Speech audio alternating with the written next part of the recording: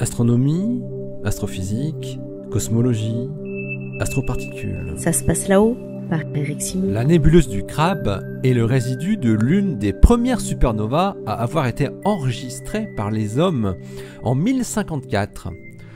Aujourd'hui, nous voyons ce résidu sous la forme d'une nébuleuse en expansion qui a été étudiée et imagée sous toutes les longueurs d'onde. Toutes sauf une, les rayons gamma très énergétiques. Mais c'est désormais chose faite grâce au télescope Cherenkov S. Les résultats sont publiés dans Nature Astronomy. Dans les rayons X durs et les rayons gamma, la nébuleuse du Crabe, qu'on appelle aussi M1, est la source la plus lumineuse. Mais on la connaît surtout par ces images s'étalant des ondes radio aux rayons X, avec lesquelles de nombreuses images composites, plus délicieuses les unes que les autres, ont pu être construites, révélant de riches structures internes en évolution. Mais jusqu'à aujourd'hui, le Crabe, comme l'appellent souvent les astrophysiciens et les astronomes amateurs, n'apparaissait que comme une source ponctuelle en rayons gamma. La collaboration S, High Energy Stereoscopic System, a enfin permis de produire une image de la zone d'émission gamma ayant une énergie de l'ordre du téraélectronvolt dans la nébuleuse. Cette zone s'étend sur environ 50 secondes d'arc et permet aux astrophysiciens de sonder le comportement des électrons de 1 à 10 TeV qui en sont responsables.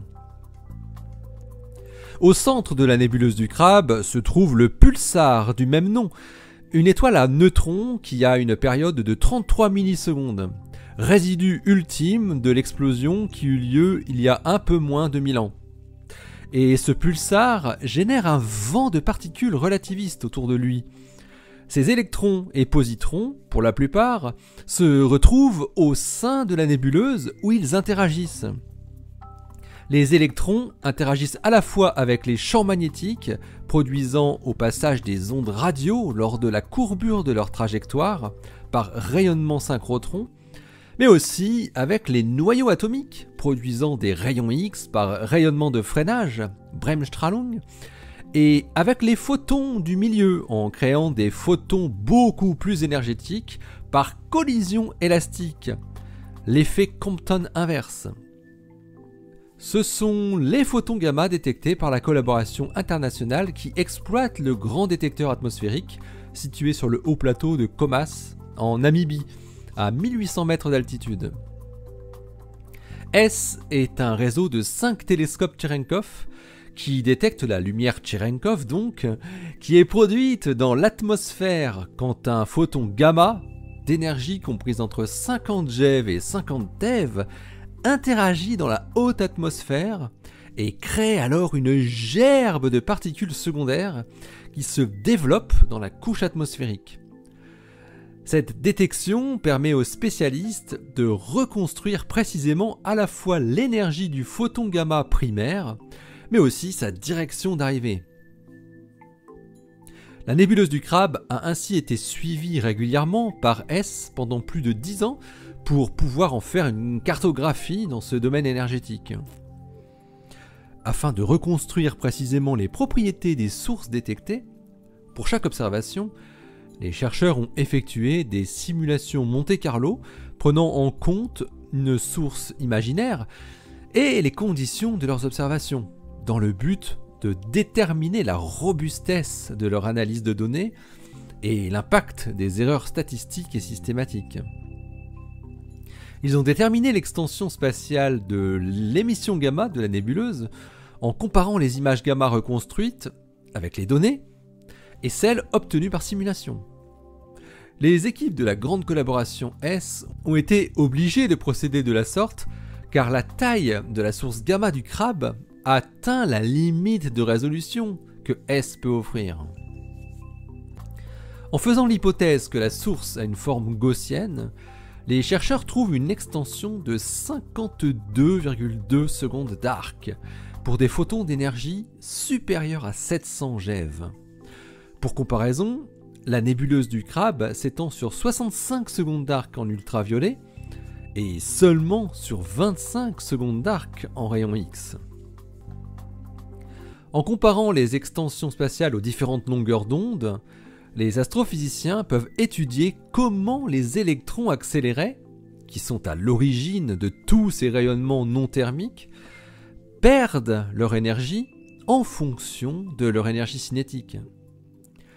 Les observations en radio, infrarouge, visible, ultraviolet et rayons X avaient déjà révélé l'existence d'une structure de type G et Thor. En modélisant le vent de pulsar, c'est-à-dire les électrons énergétiques, comme un flux magnéto-hydrodynamique axisymétrique à 2 dimensions, se propageant dans la région proche du plan du Thor, les chercheurs de la collaboration S déduisent l'intensité et l'orientation du champ magnétique, ainsi que d'autres paramètres.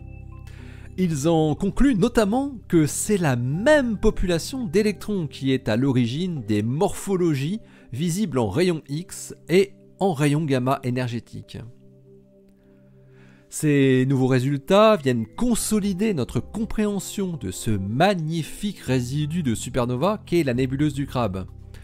La prochaine étape sera de résoudre encore mieux la zone d'émission de rayons gamma énergétiques, notamment pour étudier la distribution des électrons dans les riches structures qui sont visibles dans les autres longueurs d'onde, dans le but de révéler les sites d'accélération de particules et d'interaction du vent de pulsar.